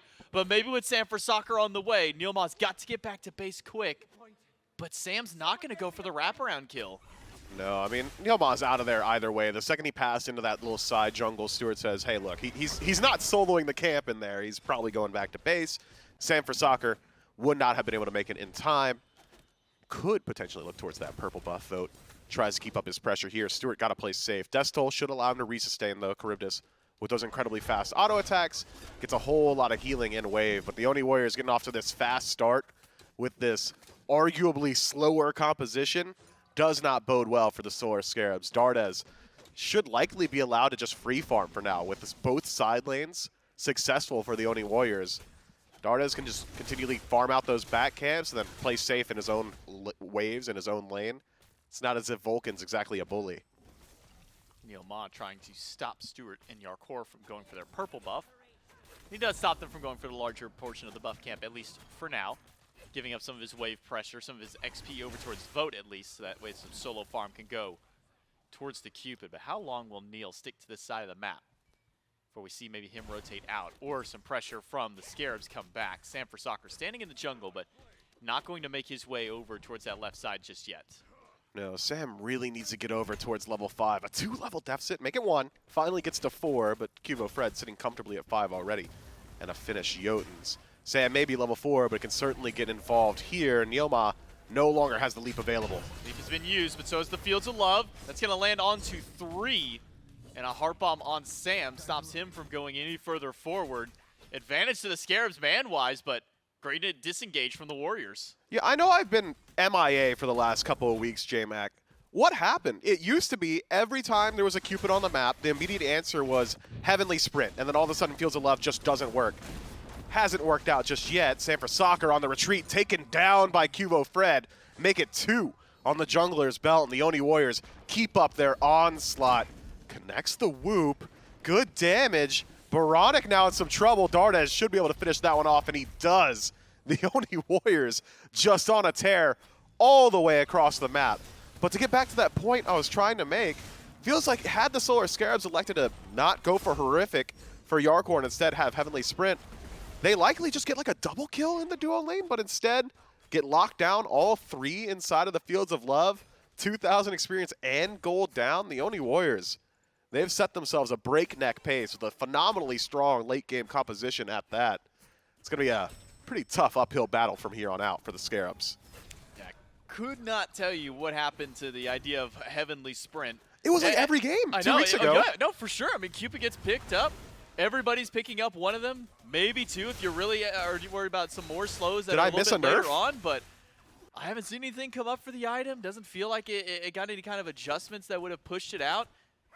And typically, you know, when I think of doing a horrific emblem start on a support, I'm thinking on something like a Sylvanas or a god that doesn't have a leap or a dash like What? Fafnir and Cupid. Yarkor, BM, and Baronic just took away his red buff? An enhanced red buff at that. Yeah, well, Ymir hits hard, all right. Frostbite goes crazy. I mean, it's a crit. He gets crit for a few seconds. Essentially. That is... That's tough. What is... I mean, like, Ymir has good damage output, but it's not as if he's got easy targets to, like, just lock down. Baronic's already behind in this lane. It was an accident. I'm thinking too hard about it. It had to have been an accident. It had to have been. He tried to back away, but then the buff walked over towards him. That and was it dropped skill under, issue for sure. It's happened before, but it definitely doesn't feel good happening 0-4. when you're down 0-4, when your support is taking the red, when your mid is Hold on, down. he's doing it. Dardes gets up in the sky. He's not doing it. He'll be able to get to the tower, and, well, that's that. 3 surrounding a Freya, beads and ult, so that's to get out. But the wraparound by Cuvo and Neil Ma. Knockup will get the beads from Baronic. Even Nika shows up to the party. Sam for Soccer double dashes out. Baronic ult does hit Dardes. Good freeze. And Sam goes back in. Shards of Ice from Yarkor will lock in 1. Baronic credit to the kill onto Cuvo. Nika walled away. The whoop does get 1, and Nika tries the dash, but the Vulcan turret is able to get the final shot, a double for Baronic. Got to give credit to Yarkor there, though. He holds on to his freeze for so long. So many Emirs in the league are just dropping freeze on disengage, saying, all right, let me buy some space for my team. Yarkor waits for the ultimate from Cubo Fred and says, stop, and immediately locks him down. Baronic may have stuck around too long, though. Another phenomenal wall from Yarkor. Dardes can't follow up. He deserves the red buffs, okay? Yarkor gets whatever he wants because he is making the plays right now. I think he's now earned it there. Baronic still not happy he didn't get it, but still got a double kill during that last team fight. Yarkor has been on point with these walls in both games. And now we'll see if Neil Ma can get out. Should be fine. It is just a Charybdis, not a whole lot of kill pressure on a level 6 Fafnir who still has leap available to him. That's at least mitigated a little bit of the bleeding that had come through. Solar Scarabs close up the gold lead to only about 1,100, but that is still 1,100 gold lead that the Oni Warriors have 8 minutes in. I've thought for the barest of moments Yarkor was going to zone Baronic and just take the wave for himself. Decides probably best to not do that. Instead splits evenly as Neilma tries to take away a bit of these offerings. Now we see if it was It's intentional. not safe. Do you think he's going to take it again? I was wondering, is it intentional? May have been a fluke last time, but this time the red buff does go to Baronic. Good for Baronic. It's a little bit more damage. This one not enhanced, I believe, so no lifesteal available to him, but not exactly the best god at utilizing it as a blue buff invade attempted here and successful. Scary D doesn't get blue. Doesn't have an ultimate for a little while, but with 20% CDR from that breastplate, we'll get it back up pretty soon. But that's the pressure to kind of alleviate what was going on in the mid and on the left side of the map is Nika went down earlier on, Fields of Love, drops through, finds only one, as Stewart was able to get into the Whirlpool in time to not have to deal with that. So the Solar Scarabs get a major teamfight ultimate out of the Oni Warriors. Maybe they see if they can find a little bit more, but Sam not willing to stick to this rotation left. Yeah, I imagine Sanford Soccer really just wants to get into the jungle and farm up. Still sitting at a 2-level deficit up against Cuvo Fred. You want to maintain at least a bit of parity there. Both Pele and Lancelot perform very similarly, at least in their roles in the team fight, and that both are very squishy diver, all-in initiate style picks. One being so far ahead bodes better for the Oni Warriors as Cuvo Fred thinks briefly about initiating on a Stewart, and although Hurrywin said it's maybe not as annoying as it looks, still pretty annoying for a Pele to try and chase down a Charybdis. It's like Charybdis and Yu Huang, like the two most annoying I gods hate to it. try and gank. I hate it. We had them on the same team before, and it basically made it to where, okay, where in the world do you ever put pressure Solo. if those are there? And then, well, then solo lane started winning, and so that ended up not really becoming an option either, so. Hard to fight up into a Charybdis. I mean, we saw, we go back to the debut of Charybdis with Zapman a while back on the Leviathans, where he bought like 10 seconds of time between his Whirlpool, his ultimate, his beads, and Aegis. Bought like an immense amount of time for his team to rotate over, capitalize on how far 4 members had pushed up against Zap, able to win the team fight out there. So we know what this god's capable of in that regard. Let's see what Stewart can do with it as the late game goes on. Neil Moss done, Yarkor's done. Cubo Forever go for the knockup and a successful red buff invade and steal by the Warriors. Male Renewal putting in the work early for Yarkor, just very, very tanky. Now moving down that cloak tree as well. Going to make it very difficult for the Oni Warriors to want to commit to that kill. Meanwhile, on the left side, the Oni Warriors go for a purple buff invade. The Solar Scarabs got their eyes on a larger prize. Pyromancer pulled out. Dardas finds one with the whoop. Nika misses the stun after. Pyro still pulled. Solar Scarabs do get the Pyro. Nika uses the ult to get him and Dardas out of danger. One final turret shot will go through, but you send 4 people to the Pyromancer, so that leaves the rest of the Warriors to go for the Gold Fury instead. Objective trade-outs for the 2 teams. But the Oni Warriors have not extended their lead. This is not the most significant lead that we've seen. If anything, it's about exactly where it has been for the last 5 or so minutes. It was 5 minutes in, the Oni Warriors were 2,000 up, and maintain it now with both neutral objectives off the map. I might argue that's a slight win for the Solar Scarabs, who have effectively extended this match and removed opportunities from the Oni Warriors to get even further ahead. Cubo stun, but he'll be fine. Baronic and Stewart a little too far to get anything from there. Oracle Harpies go to the Solar Scarab, so just some vision around the pit that has nothing, just to see if maybe anybody makes a sneaky rotation around that side. As far as the experience is concerned, it is leads, at least on the right side of the map, just ever so slightly for the Oni Warriors. Nika level 12 versus the 11 on the Guan Yu for Scary D. Level 10 just now hit for Sam to match up what Cuvo Fred's been able to do. And I would have thought with the 2 kills that Cuvo Fred got earlier on in this game that he'd have a little bit more of a lead, but Sam's been doing a good job of trying to keep the farm up. Yeah, Cuvo slows down a bit over the last couple of minutes, and Sanford Soccer takes advantage on the map. Significant power spike has been hit, though, by the Oni Warriors. Shogun's Kusari finished on Neilma with a double auto-attacker, maybe triple auto-attacker composition, if you want to consider Pele amongst those ranks. Hasten finished for Dardes as well. I'm thinking the Oni Warriors, if there were a neutral objective to fight over, they'd be there right now. There isn't, though, so maybe red buff invade, purple invade, as they've got timer on that as well. Could be the opportunity here. I'm keeping my eyes on Nika. Generally, that aggressive rotation path tells you that the Oni Warriors would like to force a fight on that left-hand side, and he is on the way. Well, he gets spotted out, though. seems that Sam may have caught wind of Nika's rotation over. Stewart under the tower. With the help of that scepter, we'll be able to heal the tower back up just a little bit, back to full HP. Stop any what was done. But it's a double stun, a double knockback. Baronic's ult. Whoa! Wide right into the wall. And that gives Nika enough time to be able to use his ultimate. Transports the rest of his team away from the team fight. Baronic been playing a little bit too much FPS. That was a flick shot, and he flicks a bit too far. Neilma, short leap, still in danger. Nobody there to follow up, though. The Solar Scarabs, they've at least taken a couple of resources off the Oni Warriors, Nika's ultimate as well as Neil's. A couple of relics as well, but it does not come without cost. That Earthshaker from Baronic, so important to the Solar Scarabs team fight. Imagine we see the game fizzle a little bit for the next couple of minutes while we wait for those resources to come back up. Banish lands on Baronic, but not much more to have be there, as there are minion waves stopping them. Double Sick freeze by Yark. A lot of damage by Baronic. If you forgot what Vulcan is capable of this day and age, there's a good reminder of the damage output he can do with just a couple of items in hand. Dardas will be forced back to base. 1v1 between Vote and Stewart. Will stop instantly, thanks to the help of that Whirlpool. No more damage to be had against Stewart. That is one of the primary strengths of Charybdis. She could take those trades and say, all right, I'm done. And there's not much you can do about it when she decides to pull that ripcord. So Stewart avoids the secondary tick of Heart Bomb and should be able to resustain on a wave with Death's Toll. Interesting build, though, from Stewart. Dominance into the kin size. Wind Demon up next, most likely. Just all items that really, really utilize that very quick auto attack chain. Yarkor surrounded by 3. Big ult from the mid. Does get some decent damage out, He's but not quite enough. Baronic cannot stick around in this fight. Stewart with does have ultimate. Will go away from Vote as Vote dashed in aggressively, but Scary D wrapping around the backside of the fight. Could get things going. Maybe a pick onto Neil Ma. Does have that Draconic transformation, but Scary D goes to Dardas instead and instantly will dash out. Fields of Love finds a few. Ult out by Sam will get him away. But the damage from this Pele from Dardas is just too much.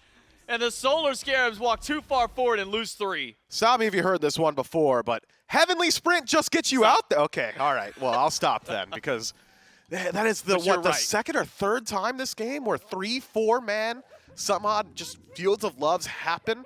The Oni Warriors play that fight so intelligently. Catch out Yarkor in the jungle, force a rotation from the Solar Scarabs. Scarabs think it looks good. Scary D goes in on his own, isolates Dardas in the back line, but a good stun from Neilma stops any sort of follow-up from the Solar Scarabs from there. A complete reinitiation. Vote with the eye of the initiator.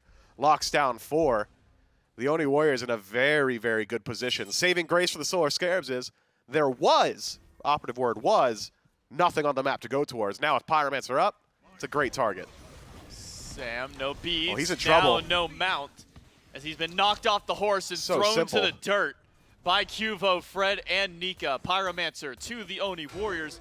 Oni Fury has just spawned, but not a single soul of the Solar Scarabs is there. Are they gonna Colt? And instead it's Nika flying across the map towards the mid-tier 1 tower. Thought maybe they would fly towards gold instead. And now they'll just walk there instead. Take the long chat, the scenic route to get to the Fury. I think they were hoping that Yarkor would turn around and walk back into his tower. Not the case. Yarkor keeps pace into the jungle, so miss out on the ability to catch out that support, but nonetheless will pick up the Oni Fury for themselves and could potentially keep up their siege. I think the Solar Scarabs are hedging their bets. In that position, the Oni Warriors, or a lot of teams likely, would just move in towards that tier 1 on left, but the Warriors so smart, they sniff out this call from the Solar Scarabs. Darda's a little low in health. Can't make their way through. Yark's Solar just dead, Scarab right? Started. And will immediately pull away from fire. The turret's still there. Pull it Still yourselves. fighting the Fire Giant. But with the health bar on Neil Ma, maybe not so willing to try and go for the objective immediately. Just scare the Solar Scarabs away from it and not allow them to go for the major objective. I really do like that call from the Scarabs, though. Had the Oni Warriors, and I think it's a 50-50 chance the Oni Warriors do decide to just go ahead and push down that left tier 1 tower. Had they decided to do so, the Solar Scarabs likely make it out with Fire Giant. Probably cost you 1 or 2 lives, but at this kind of deficit of trade, I think they'd be willing to take. Instead, though, the Oni Warriors, so smart, they catch him out. Veronica ults. Wide. Doesn't find anybody. Wall will lock down Cuvo Fred. Stewart can turn around with one big bite of the maw and one punch down from Sam for Soccer. Solar Scarabs pick off the jungler of the Oni Warriors and slow down the pace. But the Oni Warriors, I mean, that's still a lot you got to slow. 6,500 gold up for the Warriors. 18 minutes in, Tier 1 tower gone on the left-hand side to remove some safety from Stewart. Vote keeping up his pressure and presence on the left should open the door for the Oni Warriors to push down this Tier 1 in mid. Baronic has to play so safe here. One bit of CC could cost him his life. Vote is level 18. It just forces the ultimate away from Sam. Dismounts just in time. Surely Nika not. will crash down, brings the whole team, finds the stun onto Sam. Yarkor tried to channel the ultimate, but it only channeled his own death. Stewart collapsed on by the Oni Warriors. 4 versus 3, and the 4 come out on top. The Oni Warriors just can do no wrong on the map as of now. The Solar Scarabs have not been allowed to group up as 5, and the Warriors have done exactly that. Tier 2 tower now under threat. Nobody here to defend. As Baronic was forced back to base, completely oomed. Scary D, no teleport available. Can't defend this one. Miniwave finally makes its way over, and the Tier 2 tower will fall down. Imagine we see the Oni Warriors go ahead back to base, spend up all this gold, get ready for a Fire Giant siege, or a Fire Giant attempt, rather. Whereas the Solar Scarabs, I don't love their odds in a Fire Giant fight, but I hate their odds in a siege defense, so I think the Solar Scarabs have to group up. They can't allow the Oni Warriors to take this one. Said the same thing in the previous match, and that's exactly what happened, though, so we'll see. Baronic does have the best confirm on the map with this Vulcan. Long range ultimate should be enough to potentially steal away a fire, but that's if Baronic can get close enough. Doesn't even have to get that close. But it's still got to be somewhat close. You got to at least get to the wall of the Pyromancer to maybe have an opportunity to steal. But he's got to get there now. He's got to move quickly because the Oni Warriors are starting at the Fire Giant Nika, going up in the sky just to scout where the rest of them are. And he spotted that there's not a single person on this side of the map. So his ultimate just to reposition himself towards a red buff. He'll spot Scary D as they walk through the jungle. But that is a Fire Giant for all 5 of the Warriors. No contest from the Scarabs towards it. Stu has to keep up siege here. Maybe go for a Tier 2 tower if he wants to find too much value, or if he's worried about his Phoenix, needs to get back to base sooner rather than later. Oni Warriors starting up their siege in earnest. Tier 1 and 2 fall down quickly. They do maintain their pressure. Nika might be willing to just go ahead and stop the back of Scary D. Instead, both head back to base. I suppose Nika's saying, hey, I don't care if you get to the team fight. I'm worth more in the team fight than you are. So relative value, Oni Warriors would prefer the 5-on-5. It is a teleport in by Nika, thanks to that upgraded Tier 3. Vulcan ult flies through, only hits a couple of archers, and Fields of Love will find Yarkor. A lot of damage towards Nika, though. Baronic finds the damage to take him down, and now Dart is in danger. Scary D dashes in. The Volcanic Lightning from Cuvo Fred deals some damage, but Dardis has been isolated all by himself. Valkyrie's discretion to turn some fire back towards Sam. How far can he go? A lot of damage coming from the Freya, the 2v1, and making just a normal 1v1. Dardes wins that, and now he's got backup boat. The boys? And Neilma on the way. The jump in by Neil, the stun on the Scary D. It's the the meatball boys! doesn't hit anything. Dardes lives through, but a crit from Stewart will shut him down. But the fact that Dardes lived as long as he did and bought that much time for Cuvo Fred, Phoenix down in a 2-for-2. Man, Sam doesn't get any opportunity to actually shoot his ability off. Hops on the horse, gets knocked off immediately. Dardes turns around that fight. Had he decided to just allow his teammates to take the engagement, likely would have survived. But at the end of the day, I think does enough that I'm not going to hold it against him. The Oni Warriors take down the right side. Phoenix, the Tier 2 mid tower, and maybe a bit more here. Cuvo Fred caught out, is able with that Magi's to avoid the freeze from Yarkor. Yeah, that's a pretty major win for the Oni Warriors. Solar Scarabs caught lacking. It's a 6,500 gold lead before we start the Fire Giant. Now, post-fire, we're pushing up 10,000 for the Oni Warriors in the lead over the Solar Scarabs. Are you talking about gold or experience? Both, actually. Oh, okay. Wow. Oh, that's tough. Pretty fateful that it lands on both of those ones for the Oni Warriors. For the Solar Scarabs, still lacking out on that Heavenly. Instead, it was a Bracer pickup by Yarkor, so... That's movement speed. Well, when you're under half HP, but... And they are. Like, all the time. You probably don't want to be under half HP stuck inside of Fields of Love, though, is the only problem. Yeah, but, you know, it's some movement speed. I mean, I like Bracer. It helps you out with objectives like this. Gold Fury. Hey, that's a push back up. And post 20-minute Gold Fury, definitely a good one for the Solar Scarabs to help them out under those sieges for the Phoenixes. A little bit of extra tankiness towards them, so long as they're stacked up there. So it makes the push a little bit harder for the Warriors. Uh-oh. But Okay. how good really is the defense? I mean, we saw Baronic kind of just throw the ultimate out last time and hit a couple of archers. He slammed but those archers, too.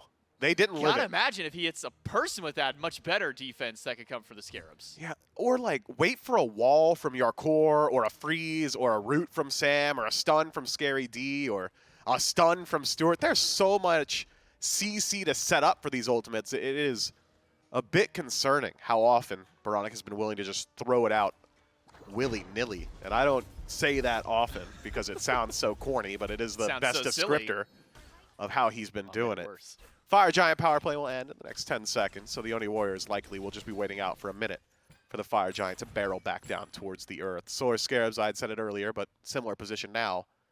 Probably shouldn't be willing to allow the Oni Warriors to just take Fire Giant for themselves. Right side Phoenix, pretty easy to keep those Fire Mini Waves out while simultaneously defending the neutral objective. But you gotta play safe here. There's so much DPS on the side of the Oni Warriors that even if it is Scary D who's caught out, he'll get burned very quickly so long as whoever's damaging him has the name Dardes. As long as that Freya is there, everybody very susceptible. Cubo Fred in the 1v1. Volcanic Lightning chase down.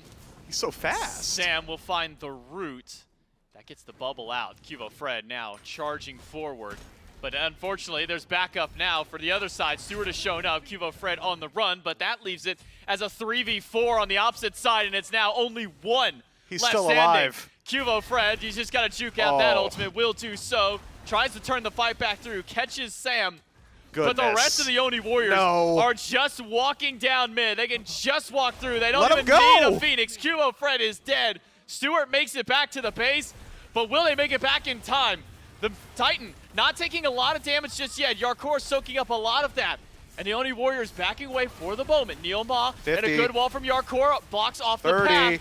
But the Fire Giant damage is just enough. The Titan is not taking 10. enough. Neil Ma gets sent for soccer, and the Oni Warriors get the set. A wild chase on the left-hand side. You'd think defending the Titan would be, you know, the prime objective there. Instead, it's shut down Cubo Fred. They got him. That They guy's got dead. him. He's He's done. Cubo Fred's real upset right now. Let's see. Can we get the cam on him? Yeah, they don't want him on cam. Oh, He oh. looks really mad. My man's He devastated, is really. fuming. I'm surprised the chair is still standing. Whew. Yeah, Oni Warriors 2-0. 2-0. Made it look a lot easier this game for sure. Last game, game number 1, back and forth struggle, 30, 32 minutes, and then 2 to 3 misplays around a single objective. Solar Scarabs lose that one out. This one, a much cleaner performance by the Oni Warriors. It was. They were dominant from minute 1 to minute done. I mean, it was early kills, 4-0 start, as you said, and from there, really felt like the Solar Scarabs were struggling to find any sort of fight back. Neutral objectives didn't look great. Team fights at times didn't look great, but what did look good, they got Cubo Fred. They got Cubo Fred. That's an extra death in his column. If you got him on your fantasy team, that's unfortunate. You lose a point, but you get some extra points because the Oni Warriors take the 2-0. That's it from us on the cast. We'll throw it back to David. Hurry on the desk. That's right, a very difficult Phase 3 continues for the Solar Scarabs, and a fantastic phase goes on for the Oni Warriors. This one had a little bit of everything, with the Oni Warriors grab themselves the 2-0 nonetheless. This one feels much more in control for the Oni Warriors. Game number 1, a bit more back and forth. Early on, Hurrywind, the kills were rolling for the Oni Warriors. There was a period of like 5 minutes at the beginning. I stepped out to get a snack. I came back 5 minutes later, a couple of kills on the board. Over the next like 5 minutes, it was all Oni Warriors rolling the kills, and they built that momentum early in the game.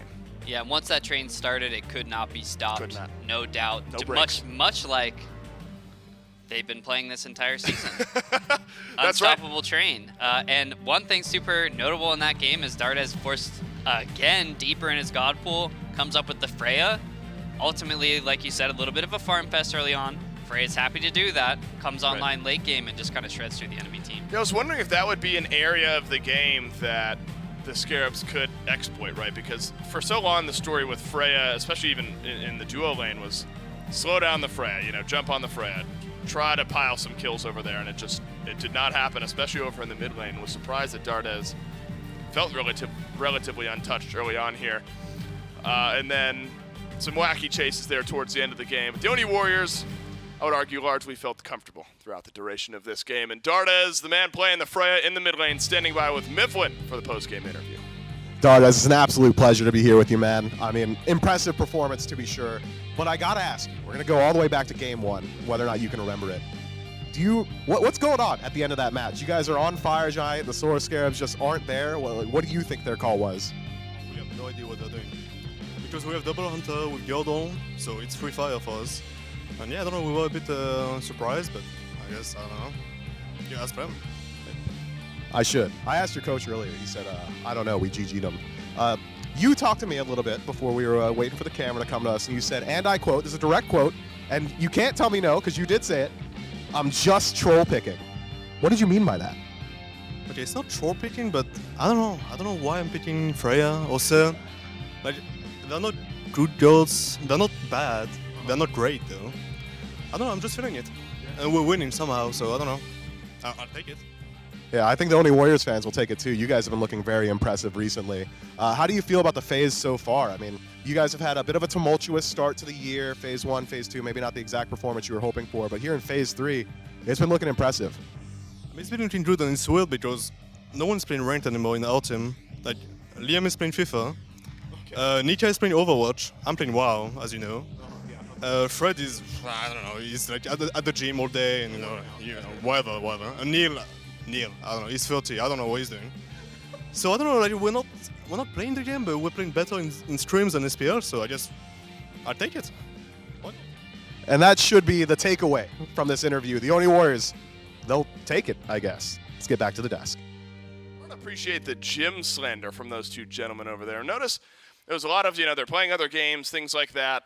All quiet, all hush in the crowd. And the moment somebody mentions Cuvo going to the gym, they start giggling. It's so weird. And unbelievable. And are you, because you go to the gym? No. Not related to you. No, unrelated. I just didn't appreciate that type of free time leisure activity would have been scoffed at by But you do go to the gym. I have stepped foot in the gym once or twice. Yeah, I think chat didn't know that till today, but now they do, thank goodness. Okay, look. I can break the fourth wall every once in a while.